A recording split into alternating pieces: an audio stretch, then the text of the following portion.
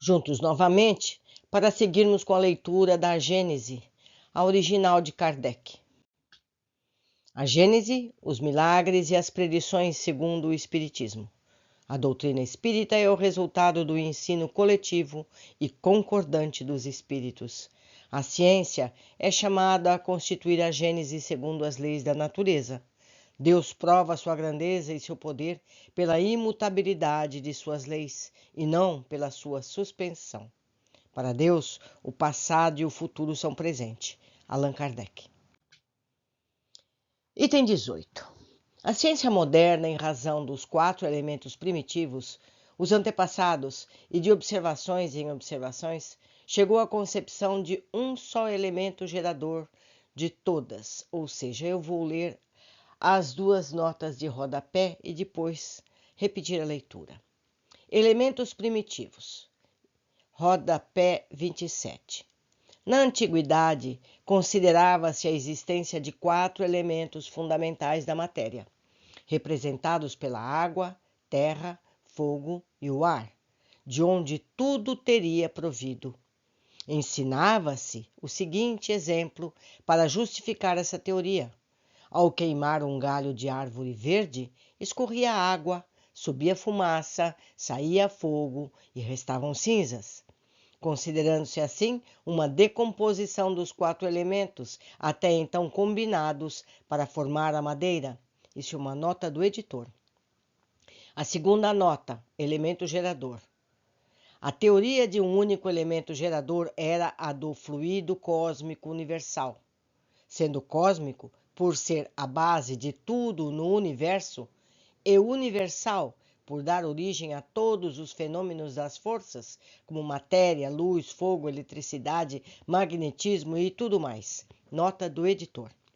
Então vamos ler novamente esse trecho, já conhecendo as notas de rodapé. A ciência moderna, em razão dos 4 elementos primitivos dos antepassados e de observação em observação, chegou à concepção de um só elemento gerador em todas as transformações da matéria. Mas a matéria por si só é inerte, não tem vida, pensamento ou sentimento. É preciso sua união com o princípio espiritual. O Espiritismo não descobriu nem inventou esse princípio, mas foi o primeiro a demonstrar sua existência por meio de provas irrecusáveis. Ele o tem estudado, analisado e colocado em evidência a sua ação. O elemento material acrescentou o elemento espiritual. Elemento material e elemento espiritual são, portanto, os 2 princípios, as 2 forças vivas da natureza. Mediante a união indissolúvel dos 2, explica-se facilmente uma infinidade de fatos até então inexplicáveis. Por sua essência mesma, e dado que tem como objeto o estudo de um dos 2 elementos constituídos do universo, o Espiritismo se relaciona forçosamente com a maior parte das ciências. Somente poderia chegar depois da elaboração dessas ciências e, sobretudo, depois de terem provado sua incapacidade de explicar tudo recorrente somente às leis da matéria. Acusam o Espiritismo de parentesco com a magia e a bruxaria, mas omitem que a astronomia tem por ancestral a astrologia judiciária, que não está tão afastada de nós que a química é filha da alquimia e da qual nenhum homem, ou seja, nenhum ser humano sensato ousaria ocupar-se atualmente. Temos aqui uma nota de rodapé. A astrologia era a arte de adivinhar os fatos futuros por meio da posição dos movimentos, conjunções dos astros. Dizia-se judiciária para distinguir da arte de predizer os fenômenos naturais, como a mudança do tempo, ventos, chuvas. Certo? Continuando. Ninguém contesta, entretanto, que exista na astrologia e na alquimia a semente da verdade, de onde saíram as ciências atuais. Apesar de suas fórmulas ridículas, a alquimia levou à descoberta dos corpos simples, a lei das afinidades. A astrologia se apoiava sobre a posição e o movimento dos astros que havia estudado. Mas como ignorava as verdadeiras leis que regiam o mecanismo do universo, os astros eram para o vulgo como seres misteriosos, aos quais a superstição atribuía uma influência moral, um sentido revelador. Desde que Galileu, Newton, Kepler levaram a conhecer essas leis, quando o telescópio revirou o véu e mergulhou nas profundezas do espaço, um olhar de algumas pessoas acharam inadequado os planetas nos aparecerem como simples mundos semelhantes ao nosso, e toda a estrutura do maravilhoso se desmoronou. O mesmo ocorreu com o espiritismo em relação à magia e à bruxaria, que se baseavam também na manifestação dos espíritos, como a astrologia no movimento dos astros. Todavia, como aquelas ignoravam as leis que regem o mundo espiritual, misturavam-se com essas relações práticas e crenças ridículas com as quais o espiritismo moderno, fruto da experiência e da observação, nada tem a ver. Certamente, a distância que separa o espiritismo da magia e da bruxaria é maior que a que existe entre a astronomia e a astrologia, a química e a alquimia. Pretender confundi-los é demonstrar não saber nenhuma palavra a respeito deles. Somente a possibilidade de nos comunicarmos com os seres do mundo espiritual traz consequências incalculáveis e da mais alta gravidade. É um mundo novo que se revela a nós e que tem ainda mais importância porquanto alcança todos os seres humanos, diz ele todos os homens, sem exceção. Esse conhecimento certamente levará, quando amplamente divulgado, profunda modificação nos costumes, no caráter, nos hábitos e nas crenças que tão grande influência exercem sobre as relações sociais. É uma revolução total que se opera nas ideias, revolução maior, a que mais poderosa, porquanto não se restringe a um povo nem a uma casta, pois alcança simultaneamente pelo coração todas as classes, todas as nacionalidades e todos os cultos. Razão existe, pois, para que o Espiritismo seja considerado como a terceira grande revelação. Vejamos em que se diferem essas revelações e qual vínculo une umas às outras. Primeiro, Moisés, como profeta, revelou aos homens, ou seja, revelou aos seres humanos, o conhecimento de um Deus único, soberano, Senhor e Criador de todas as coisas. Promulgou a lei do Sinai e assentou as bases na verdadeira fé. Como homem, foi o legislador do povo pelo qual essa fé primitiva depurada haveria de expandir-se por toda a terra. Segundo a revelação, o Cristo, que tomou da antiga lei o que é eterno e divino, rejeitando o que era apenas transitório, meramente disciplinar e de uma concepção humana. Agregou a revelação da vida futura, da qual Moisés nada tinha falado, como também o das penas e recompensas que guardam o homem, o ser humano, após a morte. Isso está, veja, na Revista Espírita, março e setembro de 1861. Material esse que está disponível a quem se interessar na internet para o entendimento de todos em PDF. Recomendo fortemente a leitura. Item 23. Na parte mais importante da revelação do Cristo, no sentido de primeira fonte, a pedra angular de toda a sua doutrina é o ponto de vista absolutamente novo, desde o qual se considera a divindade. Este não é mais o Deus terrível e ciumento vingativo de Moisés, o Deus cruel e implacável, que rega a terra com o sangue humano, que ordena massacre e a exterminação de povos, sem excetuar as mulheres e crianças, os anciões que castigam e tratam com indulgência as vítimas. Não é mais o Deus injusto que pune todo o povo pela falta cometida por seu chefe, que se vinga do culpado na pessoa do inocente, que atinge os filhos pela falta dos seus pais. Mas um Deus clemente, soberanamente justo e bom, pleno de mansuetude e misericórdia, que perdoa o pecador arrependido, dá a cada um conforme suas obras.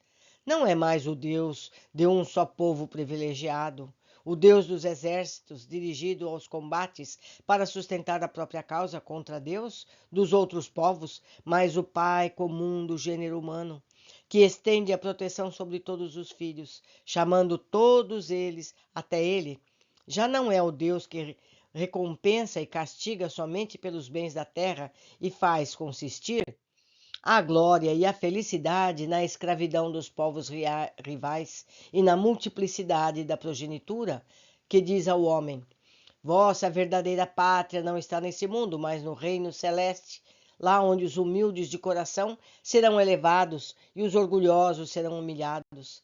Não é mais um Deus que faz da vingança uma virtude e ordena a retribuição de olho por olho, dente por dente, mas o Deus de misericórdia que diz: perdoa as ofensas se te queres ser perdoado.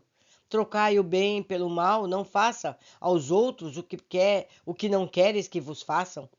Não é mais o Deus mesquinho e meticuloso que impõe as suas rigorosas penas, o modo pelo qual quer ser adorado, que se ofende pela inobservância de uma fórmula, mas o Deus grandioso, que vê o pensamento e não se importa com a forma. Enfim, não é o Deus que quer ser temido, mas ser amado. Por Deus ser o motivo de todas as crenças religiosas, o objetivo de todos os cultos, o caráter de todas as religiões, é conforme a ideia que elas têm de Deus. As que o fazem de um Deus cruel e vingativo creem honrá-lo por atos de crueldade, pelas fogueiras e torturas. As que fazem dele um Deus imparcial e ciumento são intolerantes e, seu maior ou menor medida, meticulosas na forma, conforme supõe ser Deus mais ou menos maculado com as fraquezas e as frivolidades humanas. Toda a doutrina de Cristo está fundada sobre o caráter que ele atribui à divindade, como um Deus imparcial, soberanamente justo, bom e misericordioso. Ele pôde fazer do amor de Deus e da caridade para com o próximo a condição expressa da salvação, dizendo: eis aí toda a lei e os profetas, e não existe outra. Sobre essa única crença pode assentar o princípio da igualdade dos seres humanos ante Deus, assim como o da fraternidade universal. Lembro sempre a vocês, meus amigos, que quando ele se refere aos homens, ele está falando da humanidade e não do sexo masculino. Por isso que algumas vezes eu mesmo já leio como humanidade. Essa revelação dos verdadeiros atributos da divindade, como o da imortalidade da alma e da vida futura, modificava profundamente as relações mútuas entre os homens, entre a humanidade, impunha-lhes novas obrigações, fazia-os encarar a vida presente por outro aspecto e por isso devia reagir quanto aos costumes e às relações sociais. Este é incontestavelmente, por suas consequências, o ponto principal da revelação de Cristo, cuja importância ainda não foi bem compreendida. Aliás, é lamentável dizer, mas esse é o ponto do qual a humanidade mais se afastou e mais tem ignorado na interpretação dos seus ensinamentos.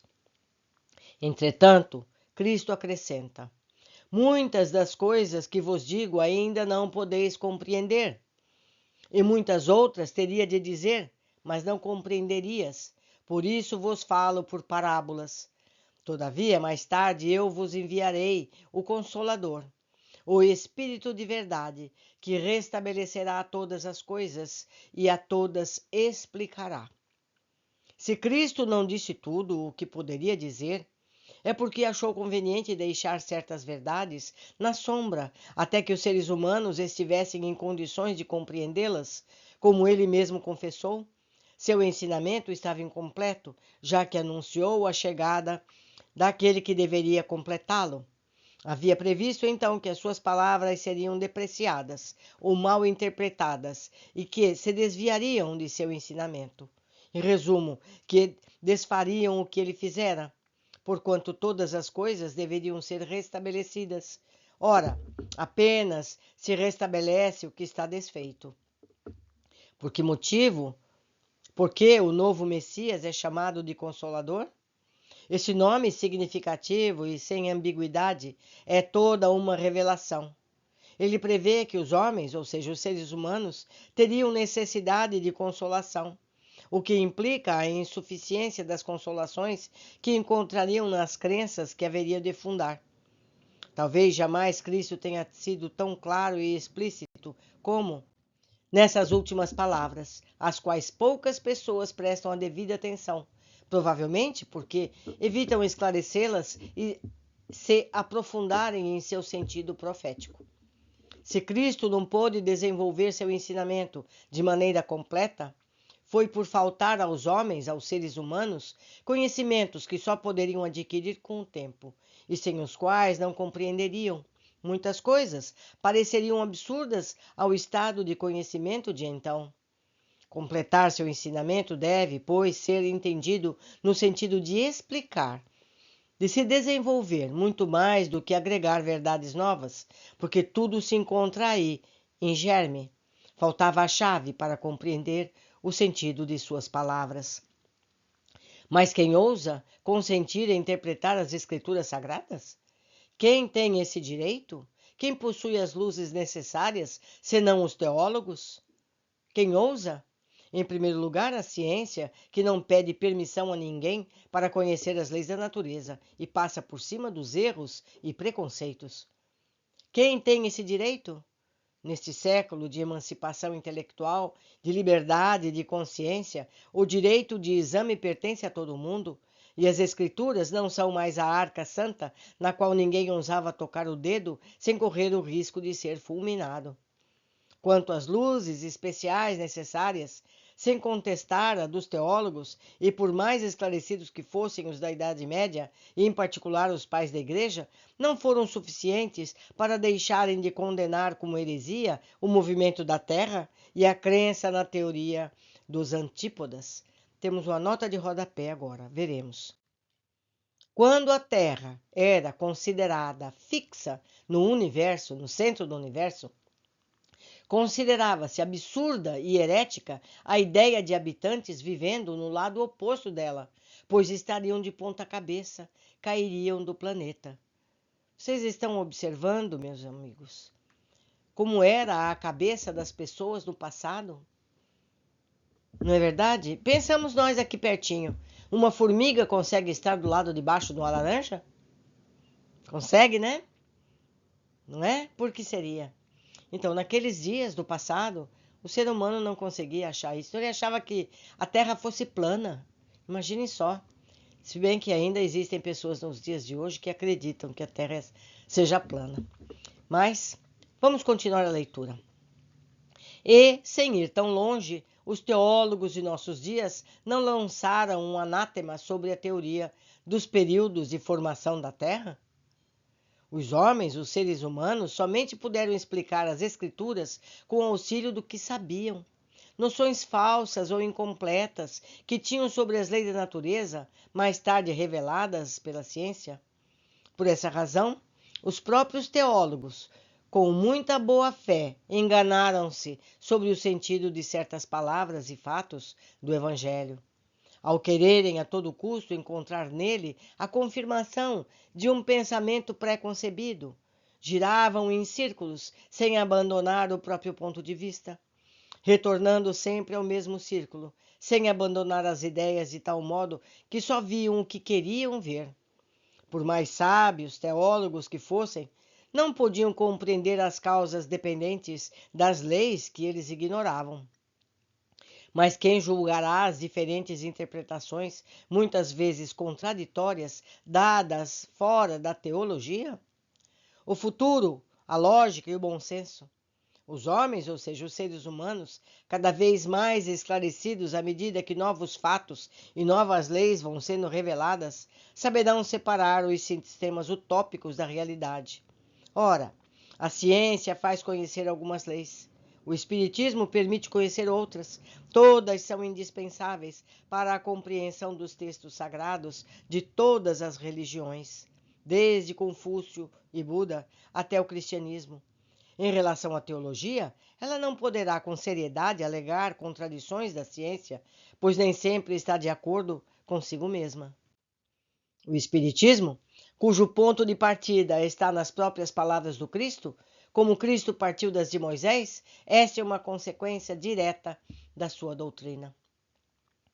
À ideia vaga da vida futura, ele acrescenta a revelação da existência do mundo invisível que nos cerca e povoa o espaço, e assim dá forma precisa à crença, dá-lhe corpo, consistência, realidade ao modo de pensar. Define os laços que unem a alma ao corpo, retirando o véu que ocultava aos homens, aos seres humanos, os mistérios do nascimento e da morte.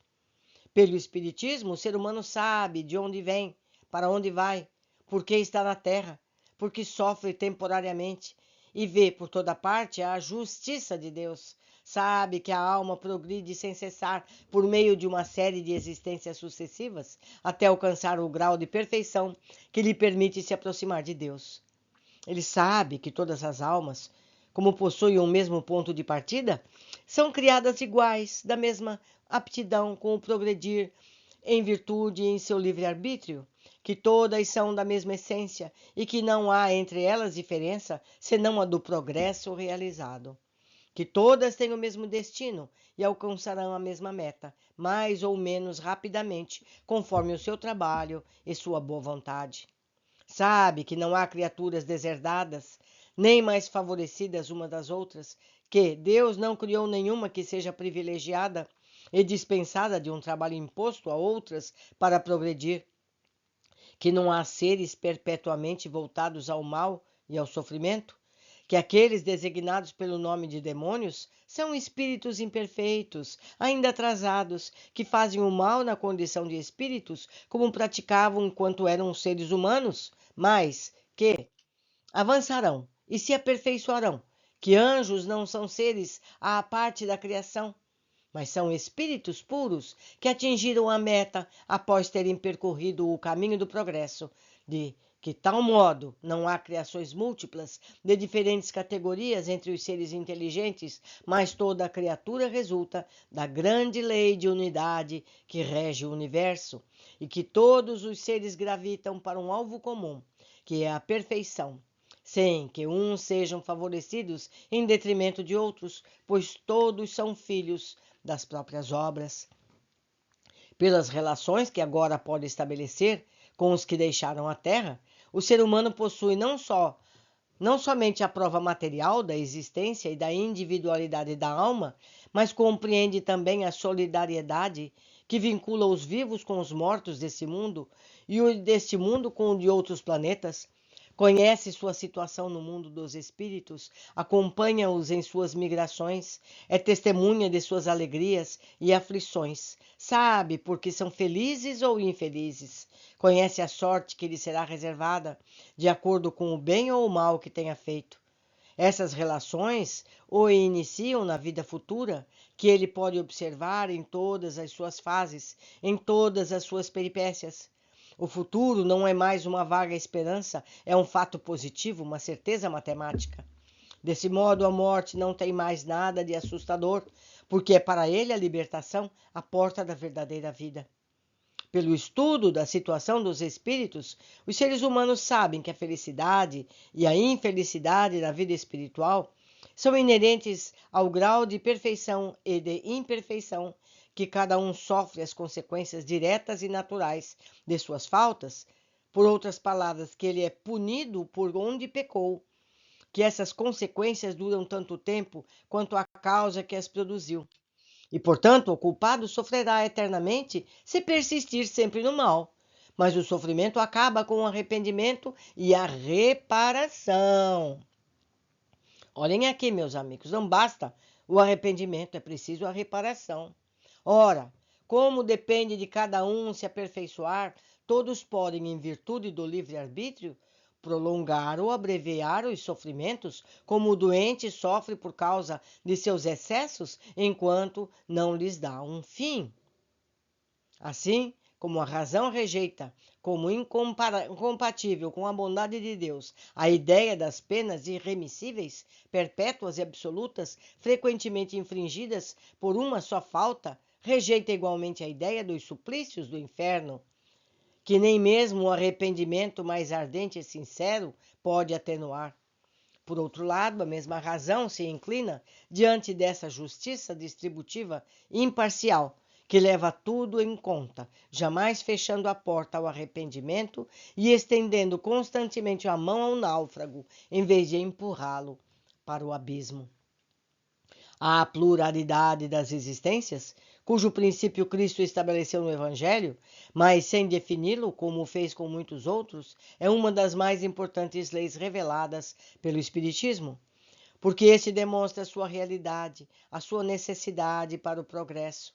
Com essa lei, os seres humanos explicam a si todas as aparentes anomalias da vida humana, suas diferenças quanto à posição social, as mortes prematuras, as quais, sem a reencarnação, tornariam inúteis para a alma as vidas de curta duração. Explica a desigualdade de aptidões intelectuais e morais, as quais se devem à antiguidade do espírito, que viveu mais ou menos tempo, tendo aprendido e progredido em maior ou menor grau, trazendo ao renascer o que conquistou em experiências anteriores. Veja o item 5. Quanto ao item 5, citado acima, é interessante que tenham o livro para poderem consultar citações anteriores, ou então baixem um PDF do site indicado aqui na descrição do vídeo. Podem ainda solicitar pelo e-mail. Eu mesmo remeto para vocês todo esse livro na edição 4ª, verdadeira, de Allan Kardec. Continuando. Os homens, ou seja, os seres humanos, progridem incontestavelmente por eles mesmos e pelos esforços da sua inteligência. Mais liberados às suas próprias forças, esse progresso é muito lento se não forem ajudados por homens mais avançados, como o escolar, que está para o professor. Todos os povos têm tido seus homens de gênio, que vieram em diversas épocas para dar um impulso e os tirar da sua inércia. Então, hoje ficamos por aqui, meus amigos. Nós entendemos, então, que somos todos seres imortais, que vamos aprendendo através dos nossos próprios erros. Os mais sábios observam os erros dos outros e evitam repetir esses erros. É o que nós devemos fazer para acelerarmos a nossa evolução. Até a continuidade da nossa leitura. Abraços!